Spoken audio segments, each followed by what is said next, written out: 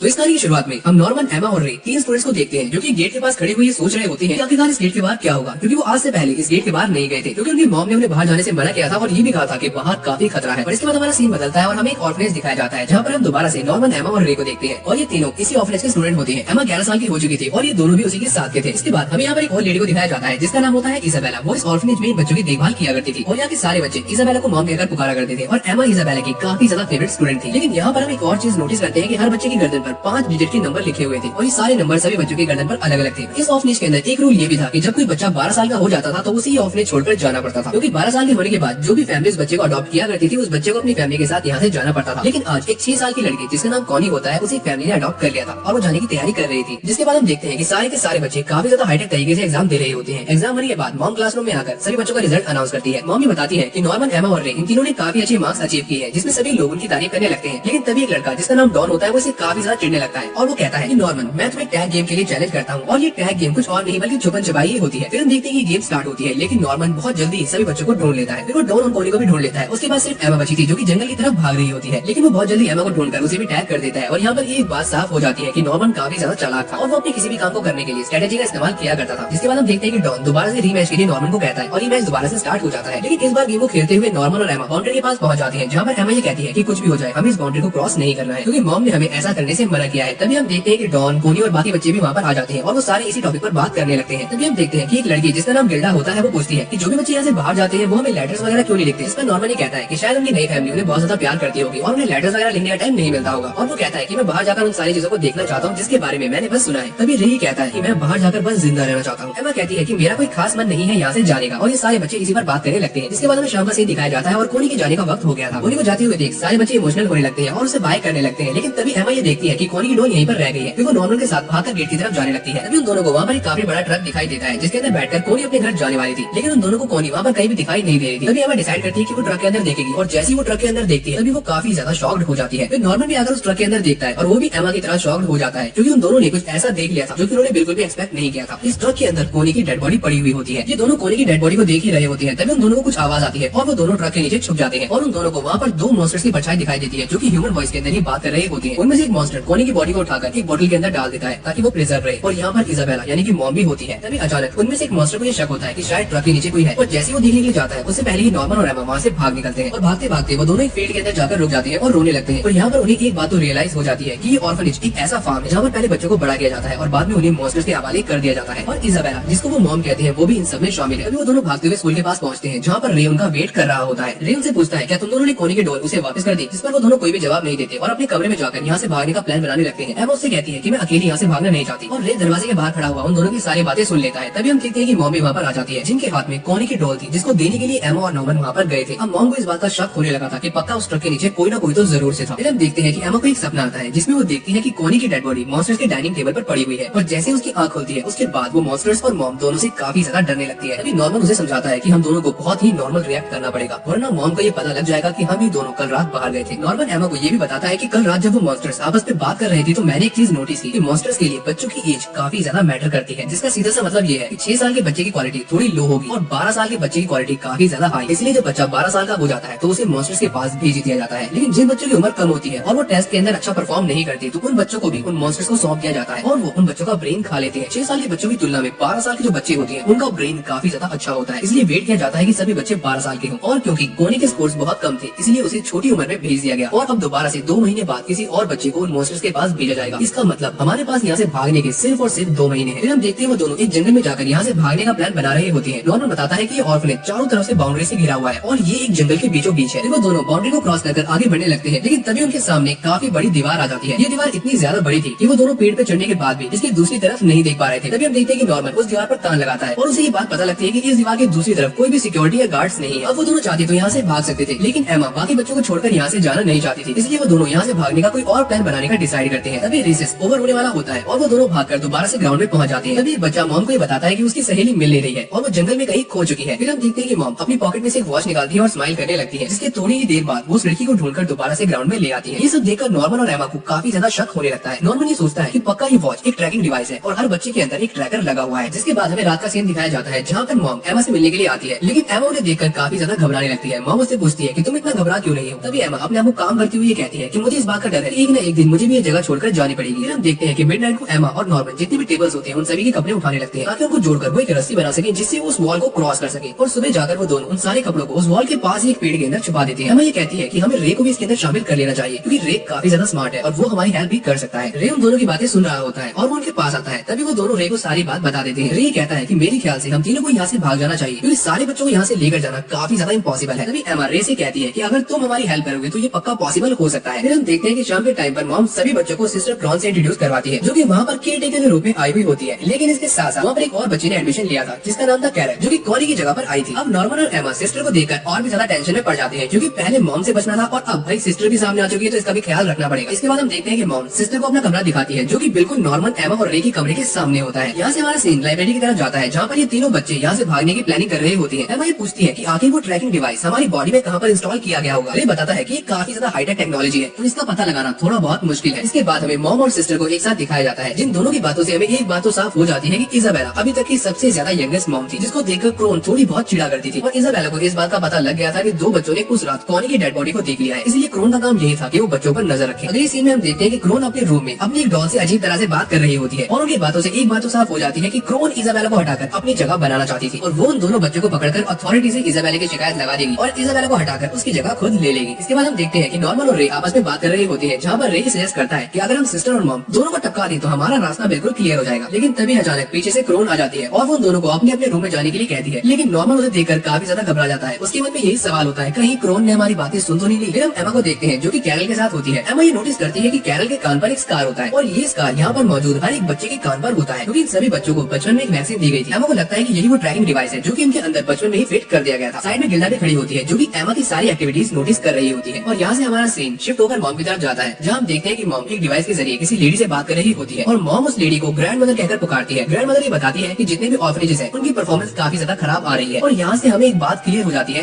कि इसके अलावा और भी ज्यादा ऑर्फनेजेस होते हैं जहाँ से बच्चों को डीमंस के पास भेजा जा रहा है। और फिर ग्रैंड मदर मॉम से पूछती है कि तुम्हारे यहाँ पे सब कुछ कैसा चल रहा है, जिस पर मॉम कहती है कि हाँ यहाँ तो सब कुछ बढ़िया है। फिर हमें सुबह का सीन दिखाया जाता है जहाँ पर सारे ही बच्चे ग्राउंड में होते हैं। तभी एमा बाउंड्री की तरफ जाने लगती है और गिल्डा उसे नोटिस कर लेती है। एमा भागकर नॉर्मन और रे के पास जाती है और उन्हें ट्रैकिंग डिवाइस के बारे में बताने लगती है जिस पर नॉर्मन ये कहता है कि मेरे ख्याल से हमें इसे काटकर यहाँ से निकाल लेना चाहिए। लेकिन तभी एमा कहती है कि मॉम सुबह सुबह सारे बच्चों के बालों को कॉम करती है तो वो इस कट को आराम से नोटिस कर लेगी। इसके अलावा सभी बच्चों को यहाँ से एक साथ भगाना इतना भी आसान नहीं है क्योंकि सभी बच्चों में इतना स्टेमिना नहीं है कि वो वॉल को क्रॉस कर सके और तेज भाग सके। जिसके बाद एमा ये डिसाइड करती है कि हम उन बच्चों को टैग गेम के जरिए धीरे धीरे ट्रेन करेंगे जिसके अंदर नॉर्मन उन बच्चों को पकड़ेगा, एमा उन बच्चों को फिजिकली फिट करेगी और रे उन बच्चों को स्ट्रेटेजी के बारे में बताना शुरू करेगा और धीरे धीरे वो बच्चे दिन ब दिन ट्रेन होने लगेंगे। हम देखते हैं ये सारे बच्चों को लेकर टैग गेम शुरू कर देते हैं लेकिन सिस्टर क्रोन भी उन्हें ज्वाइन कर लेती है। सिस्टर क्रोन काफी सारे बच्चों को बहुत जल्दी ही पकड़ लेती है। फिर वो एमा की तरफ भी बढ़ने लगती है लेकिन एमा एक पत्थर के पीछे छुपी हुई होती है। तभी सिस्टर ये कहती है एमा की वीकनेस उसकी इनोसेंस और काइंडनेस है और रे काफी जल्दी गिव अप कर देता है जबकि नॉर्मन फिजिकली फिट नहीं है। जिसके बाद हम देखते हैं कि सिस्टर एमा को ढूंढ लेती है। फिर वो नॉर्मन और रे को ढूंढने के लिए आगे बढ़ने लगती है लेकिन वो दोनों अलग अलग रास्तों पर भागने लगते हैं। सिस्टर नॉर्मन को पकड़ने के लिए आगे बढ़ने ही वाली होती है तभी रे ये कहता है कि टाइम बिल्कुल खत्म हो चुका है। इसका मतलब बच्चों ने सिस्टर को हरा दिया था और सिस्टर सभी बच्चों को कांग्रेट्स करती है। इसी बीच हमें गिल्डा को दिखाया जाता है जो कि काफी ज्यादा परेशान नजर आ रही होती है। फिर हमारा सीन यहाँ से बदलता है और हमें नॉर्मन, एमा और रे को दिखाया जाता है जो कि आपस में ये बात कर रही होती है कि इस ऑर्फनेज में मॉम और सिस्टर के अलावा कोई और भी है जो कि हम पर नजर रख रहा है और वो स्टूडेंट्स में से ही एक है और यही वो स्टूडेंट है जो कि हमारी सारी की सारी इन्फॉर्मेशन मॉम तक पहुंचा रहा है। इसके बाद हमें नॉर्मन को दिखाया जाता है जो कि बैग के अंदर कुछ डालकर अपने बेड के नीचे छुपा रहा होता है। इसके बाद हमें दोबारा से मॉम और सिस्टर को दिखाया जाता है जहाँ पर मॉम सिस्टर को गुस्सा करती हुई कहती है कि तुम्हारा काम सिर्फ बच्चों पर नजर रखना है और टैग गेम खेलना नहीं है। इस पर सिस्टर काफी ज्यादा गुस्सा होती है और अपने कमरे में जाकर अपनी डॉल को फाड़ने लगती है। इसके बाद हम रे, एमा और नॉर्मन को प्लेग्राउंड के अंदर देखते हैं जहाँ पर रे नॉर्मन से पूछता है कि क्या तुम्हें कोई आइडिया मिला जिससे हम इस ट्रैकर को निकाल सके। नॉर्मन बताता है कि अब से 10 दिन के बाद मैं इस ट्रैकर को तोड़ने का कोई ना कोई रास्ता निकाल लूंगा और 10 दिन के बाद हम यहाँ से बाहर भी निकल जाएंगे। लेकिन ये सुनकर रे और एमा थोड़ा बहुत घबरा जाते हैं क्योंकि उनके पास सिर्फ 1.5 महीना ही बाकी था। तभी नॉर्मन ये कहता है कि मॉम को इस बात का शक है कि जो भी बच्चे भागने वाले हैं वो शायद फेयरवेल के दिन भागेंगे लेकिन हम उससे पहले भागकर मॉम को चकमा दे देंगे। इसके बाद वो तीनों डिसाइड करते हैं कि वो अपनी टीम को बढ़ाएंगे। फिर हमें लाइब्रेरी का सीन दिखाया जाता है जहाँ पर वो गिल्डा और डॉन को लेकर आ जाते हैं और उन दोनों को सारी बात बताने लगते हैं। इनकी बातों को सुनने के बाद डॉन और गिल्डा को बिल्कुल भी यकीन नहीं होता लेकिन तभी नॉर्मन उन्हें एक लिस्ट दिखाता है जिसके अंदर 6 साल के बच्चों के नाम होते हैं जिन्होंने अपने टेस्ट में अच्छा स्कोर नहीं किया था और इनमें कॉनी का भी नाम शामिल होता है और ये सारे वही बच्चे होते हैं जिन्हें टाइम से पहले फेयरवेल दे दिया गया था। लेकिन नॉर्मन गिल्डा और डॉन से एक बात छुपाता है कि कॉनी की डेथ हो चुकी है। वो बस इन दोनों से यही कहता है कि बाहर जाकर इन बच्चों को डीमंस के हाथों में सौंप दिया जाता है। तब हम देखते हैं कि डॉन और गिल्डा इन दोनों की बात मान लेते हैं और यहाँ से चले जाते हैं। उनके जाने के बाद रे नॉर्मन से कहता है कि तुमने कॉनी की डेथ वाली बात उन दोनों को क्यों नहीं बताई। तभी नॉर्मन कहता है कि अगर मैं उन दोनों को ये बात बता देता तो वो दोनों डर जाते। तभी रे कहता है लेकिन बाद में जब उन दोनों को ये बात पता लगेगी तो वो काफी ज्यादा हर्ट होंगे। और नॉर्मन ने डॉन और गिल्डा को इसलिए भी अपनी टीम के अंदर शामिल किया था क्योंकि उसे इस बात का यकीन था कि इन दोनों में से कोई ना कोई जरूर है जो कि मॉम को उनके सारे प्लान के बारे में बता रहा है और हम यही यही पता करना है कि इन दोनों में से वो बंदा आखिर है कौन। फिर हम देखते हैं कि नॉर्मन रे को एक प्लान के बारे में बताता है जिससे वो पता लगा पाएंगे कि इन दोनों में से जासूस कौन है। नॉर्मन का प्लान ये था कि वो उन दोनों को बता देगा कि उन्होंने यहाँ से भागने के लिए जो रोप बनाई है वो कहाँ पर रखी है, लेकिन वो उन दोनों को अलग अलग लोकेशन बताएगा। वो डॉन को बताएगा कि वो रोप उसके बेड के नीचे है और गिल्डा को बताएगा कि वो सेकंड फ्लोर के वॉशरूम में रखी हुई है। और इन दोनों में से जो भी जासूस होगा वो लोकेशन का पता मॉम या सिस्टर में से किसी को भी बता देगा और इससे इनको भी ये बात पता लग जाएगी कि आखिरकार जासूस है कौन। इसके बाद हम रात का सीन देखते हैं जहाँ पर गिल्डा अपने रूम से निकलकर सिस्टर के रूम की तरफ जाती है, लेकिन एमा उसे देख लेती है। तभी हम देखते हैं कि किसी ने चुपके से मॉम को एक लेटर के अंदर ये लिखकर बता दिया था कि रोप नॉर्मन के बेड के नीचे है। फिर हम देखते हैं कि गिल्डा और सिस्टर आपस में बात कर रहे होते हैं और एमा बाहर खड़ी हुई उन दोनों की बातें सुन रही होती है, लेकिन गिल्डा सिस्टर को बस थैंक्स कहने के लिए आई थी क्योंकि सिस्टर उन सभी का काफी अच्छे से ध्यान रख रही थी। और काफी ज्यादा ट्राई करती है कि गिल्डा उसे कुछ बता दे, लेकिन गिल्डा अपना मुंह नहीं खोलती और एमा बाहर खड़ी हुई चैन की सांस लेती है। अगली सुबह हम देखते हैं कि इन तीनों को डॉन पर शक होने लगा था और नॉर्मन और रे आपस में बात कर रहे होते हैं कि आखिरकार कोई बच्चा मॉम का जासूस बना क्यों होगा, जिस पर रे कहता है कि पक्का उस बच्चे को कोई ना कोई फायदा हो रहा होता है। फिर हम देखते हैं कि नॉर्मन एमा से पूछता है क्या अब भी तुम सभी बच्चों को बचाना चाहती हो, इंक्लूडिंग वो जासूस, जिस पर एमा कहती है कि हाँ मैं यहाँ से सभी बच्चों को बाहर निकालना चाहती हूँ, चाहे वो बच्चे बचना चाहते हो या फिर नहीं, लेकिन हमें यहाँ से सभी बच्चों को बाहर निकालना है। अगले सीन में हम नॉर्मन और रे को देखते हैं जो कि अपने बेड के नीचे से और सेकंड फ्लोर पर वॉशरूम में से फेक रोप को बाहर निकाल रहे होते हैं। तभी हम देखते हैं कि नॉर्मन के बेड के नीचे रखी हुई रोप वहाँ से गायब थी। इस पर रे कहता है देखा डॉन ही जासूस है, लेकिन नॉर्मन उसे कहता है कि मैं जान चुका हूँ जासूस कौन है, डॉन जासूस नहीं है, जासूस तुम हो। और यहाँ पर नॉर्मन ये बताता है कि मैंने ये ट्रिक 2 नहीं बल्कि 3 लोगों के लिए बनाई थी जिसके अंदर तुम फंस चुके हो। मैंने गिल्डा को लाइब्रेरी की लोकेशन बताई थी और डॉन को डाइनिंग रूम की, और ये वाली लोकेशन मैंने बस तुम्हें बताई थी। तभी रे ये बताता है कि मुझे इस ऑर्फनेज की सच्चाई के बारे में काफी पहले पता लग गया था, लेकिन मॉम ने मेरा मुंह बंद करवा दिया था और तभी से मैं मॉम का जासूस बनकर काम कर रहा हूँ। लेकिन रे ने मॉम का जासूस बनने के लिए 2 शर्तें रखी थी। पहली शर्त, वो बाकी बच्चों के मुकाबले रे को इस ऑर्फनेज में ज्यादा टाइम रुकने देंगी, और दूसरी शर्त, ये उसे बाहर की दुनिया से कुछ इक्विपमेंट्स ला कर देंगी। रे ये कहता है कि मैंने मॉम से जो भी इक्विपमेंट मंगाए थे मैंने उससे ट्रैकर को तोड़ने का तरीका ढूंढ लिया है। तभी नॉर्मन कहता है कि भले ही तुम गद्दार हो लेकिन फिर भी एमा तुम्हें बचाना चाहती है, इसके लिए तुम चाहो तो अभी हमारा साथ दे सकते हो और मॉम को धोखा देकर यहाँ से हमारे साथ भाग सकते हो। रे कहता है कि मैं भी तुम्हारी तरह यहाँ से भागना चाहता हूँ, लेकिन मैं तुम्हारी एक ही शर्त पर मदद करूंगा कि तुम्हें टाइम आने पर एमा को धोखा देना पड़ेगा। तुम्हें एमा को ये विश्वास दिलाना पड़ेगा कि हम टाइम आने पर यहाँ से सभी बच्चों को लेकर भागने वाले हैं, लेकिन यहाँ से सिर्फ हम 5 ही भागने वाले हैं, क्योंकि सारे बच्चों को यहाँ से एक साथ निकालने का प्लान बिल्कुल फ्लॉप प्लान है। अगर हमने ऐसा किया तो हम पकड़े भी जा सकते हैं। फिर हम देखते हैं कि नॉर्मन उसकी बातों को मान लेता है, जिसके बाद रे दोबारा से मॉम के कमरे की तरफ जाने लगता है। अंदर जाने के बाद रे मॉम को बताता है कि प्लान में ज्यादा कुछ चेंज तो नहीं हुआ है, बस सभी बच्चों को टैग गेम के थ्रू वो ट्रेन करने वाले हैं। रे मॉम को टॉन्ट करते हुए कहता है कि मैं जानता हूँ कि आपने सिस्टर को यहाँ पर क्यों बुलाया है, ताकि वो मेरी जगह ले सके। तभी मॉम भी कहती है कि मैं चाहती हूँ कि यहाँ पर ज्यादा चौकसी बनी रहे, इसलिए मैंने सिस्टर को बुलाया है। इसके बाद हमें रात का सीन दिखाया जाता है जहाँ पर ये तीनों फॉरेस्ट में यहाँ से भागने का प्लान डिस्कस कर रहे होते हैं। तभी एमा नॉर्मन से पूछती है कि क्या तुम्हें पता लगा कि जासूस कौन है, लेकिन तभी नॉर्मन बात को घुमाने लगता है। तभी रे एमा को साफ साफ बता देता है कि वही जासूस है। एमा ये सुनकर काफी ज्यादा शॉक्ड हो जाती है। रे कहता है कि मैं तुम्हें उसी रात ये बताने वाला था, लेकिन तुम दोनों ने कोनी की डॉल को बाहर छोड़ दिया था और सिचुएशन हाथ से ना निकली, इसलिए मैंने उस रात तुम्हें ये बात नहीं बताई। एमा उससे पूछती है कि अभी तुम हमारी टीम में हो, जिस पर रे हाँ करता है। फिर एमा उसे कहती है क्या तुम हमारे साथ सभी बच्चों को यहाँ से बाहर निकलवा दोगे, जिस पर रे झूठ बोलते हुए कहता है कि हाँ मैं तुम्हारा साथ देकर सभी बच्चों को यहाँ से निकलवा दूंगा। अगली सुबह हम देखते हैं कि डॉन और गिल्डा काफी ज्यादा नाराज होते हैं क्योंकि उन्हें प्लान के अंदर शामिल नहीं किया जा रहा और न ही उन्हें सारी बातें बताई जा रही है। फिर ये पांचों स्टोर रूम में बैठकर प्लान को डिस्कस करने लगते हैं, जहाँ पर एमा ही बताती है कि मैंने और गिल्डा ने मॉम पर काफी ज्यादा नजर रखी है और मॉम के रूम के पास एक और सीक्रेट रास्ता है और मॉम रोज रात को 8 बजे यहाँ से गायब हो जाती है और इस सीक्रेट रूम में जाकर वो पक्का हेडक्वार्टर को कॉन्टैक्ट करती होंगी। इसके बाद डॉन और गिल्डा को डाइनिंग टेबल लगाने के लिए बुला लिया जाता है, लेकिन ये दोनों वो सीक्रेट रूम ढूंढ लेते हैं। लेकिन इसके बाद वहाँ पर किसी के आने की आहट सुनाई देती है, जिसके बाद हमें पता लगता है कि एक छोटा सा बच्चा हाइड एंड सीक खेलता हुआ उन दोनों के पास गलती से आ गया था। इसके बाद हम दोबारा से उन तीनों को देखते हैं जो कि यहाँ से भागने का प्लान डिस्कस कर रही होती है। रे ये कहता है कि हमारे पास ऑर्फनेज की मोस्ट ऑफ द इन्फॉर्मेशन आ चुकी है और अब हम इस ट्रैकिंग डिवाइस को भी तोड़ सकते हैं, बस हमें बाहर की दुनिया की इन्फॉर्मेशन को गैदर करना है। तभी नॉर्मन ही कहता है कि यहाँ से बाहर निकलने के 3 स्टेप्स हैं। पहला उस वॉल को क्रॉस करना, दूसरा इस फार्म से बाहर निकलना और तीसरा बाहर की दुनिया में सर्वाइव करना। रे कहता है कि हमें बाहर की दुनिया के बारे में ज्यादा इन्फॉर्मेशन गैदर करनी पड़ेगी। तभी एमा ये कहती है कि मुझे बताए कि हमें इन्फॉर्मेशन कहाँ मिलेगी। फिर वो उन दोनों को लेकर लाइब्रेरी के अंदर जाती है, जहाँ पर वो विलियम मिनर्वा की बुक्स को निकालती है, जिसके अलग अलग पेजेस पे अलग अलग कोड लिखे होती हैं, जो कि बाहर की दुनिया से यहाँ के बच्चों को बचाने के लिए अलग अलग टाइम पर भेजे गए थे। एमा ये बताती है कि इन मैसेजेस से हमें ये तो पता लग गया है कि बाहर की दुनिया में हमारी हेल्प करने के लिए काफी सारे लोग हैं, हमें बस बाहर निकलना है और उन लोगों को ढूंढना है। दूसरी तरफ हम डॉन को देखते हैं जो कि जानबूझकर मॉम से टकराता है ताकि वो उनसे वो चाबी ले सके जिससे मॉम सीक्रेट रूम के अंदर जाती है। अब इस चाबी की हेल्प से डॉन और गिल्डा उस सीक्रेट रूम में घुस जाती है। वो देखते हैं कि इस रूम के अंदर उन बच्चों का सारा सामान पड़ा हुआ है जो बच्चे यहाँ से जा चुके हैं। डॉन को ये सारा कुछ देखकर काफी ज्यादा अजीब लगता है कि अगर सारे बच्चे यहाँ से जा चुके हैं तो उनका सामान यहाँ पर क्या कर रहा है और कॉनी की डॉन यहाँ पर क्या कर रही है। डॉन गिल्डा से कहता है कि ये तीनों हमसे कुछ न कुछ जरूर छिपा रहे हैं। तभी डॉन गलती से एक जगह पर हाथ रख देता है और उनके सामने वही सिस्टम अपीयर होता है जहाँ से मॉम हेडक्वार्टर में बात करती है। फिर हम इन सभी को डाइनिंग रूम में देखते हैं जहाँ पर डॉन इनसे काफी ज्यादा नाराज होता है। फिर वो बताता है कि उसने उस सीक्रेट रूम के अंदर आखिरकार क्या देखा। इसके बाद नॉर्मन उन दोनों को सच बता देता है, जिसके बाद डॉन गुस्से में आकर नॉर्मन और रे को मुक्का मारता है। जिसके बाद नॉर्मन, एमा और रे उन दोनों से माफी मांगते हैं और दोबारा से वो पांचवी टीम के अंदर आ जाते हैं। लेकिन तभी रे को ऐसा लगता है कि पास की दीवार के पीछे से कोई न कोई उनकी बातों को सुन रहा है। अगले दिन हम नॉर्मन और एमा को बात करते हुए देखते हैं, जहाँ पर नॉर्मन ही कहता है फाइनल डे आने में बस एक ही हफ्ता बाकी है और हमारी सारी तैयारियां हो चुकी है, बस हमने ये डिसाइड करना है कि हमने भागना कैसे है। तभी एमा ये कहती है कि मेरे पास एक प्लान है, लेकिन क्या हमें ये प्लान रे को बताना है। नॉर्मन कहता है कि नहीं, अभी ये प्लान हमें रे को नहीं बताना। इसके बाद नॉर्मन बेडरूम में जाता है और रे के बॉक्स को देखने लगता है, जहाँ पर ये लिखा होता है कि ये सब बस तुम्हारे लिए है, जिसको देखकर नॉर्मन काफी ज्यादा खुश होता है। फिर वो बाहर आता है, जहाँ पर गिल्डा और डॉन उसके कहने पर डिटर्जेंट लेके आए हुए थे। इसके बाद ये सारे अपने प्लान को डिस्कस करने लगते हैं। नॉर्मन ये कहता है कि हम रे की हेल्प से अपने प्लान को आगे बढ़ाएंगे। रे मॉम को सारी फॉल्स इन्फॉर्मेशन देगा और हमारा प्लान आगे बढ़ता रहेगा। दूसरी तरफ हम रे और मॉम को देखते हैं, जहाँ पर मॉम रे से ये पूछती है कि क्या अपडेट्स है। रे झूठ बोलते हुए कह देता है कि नॉर्मन तुम्हें मारने का प्लान बना रहा है। फिर हमें दोबारा से उन्हीं बच्चों को दिखाया जाता है जो कि अपने प्लान के बारे में बातें कर रहे होते हैं, लेकिन तभी अचानक वहाँ पर सिस्टर आ जाती है और वो एमा से कहती है कि मुझे पता है कि तुम सब क्या बातें कर रहे हो, मैंने लास्ट नाइट तुम सबको बातें करते हुए सुन लिया था। इसी के साथ हमारी सीरीज का पहला पार्ट यहीं पर एंड हो जाता है। अगर आपको सेकंड पार्ट चाहिए तो आप मुझे नीचे कमेंट कर सकते हो। अगर आप चैनल पे न्यू हो तो वीडियो को लाइक करके चैनल को सब्सक्राइब कर लेना। बाकी टेक केयर।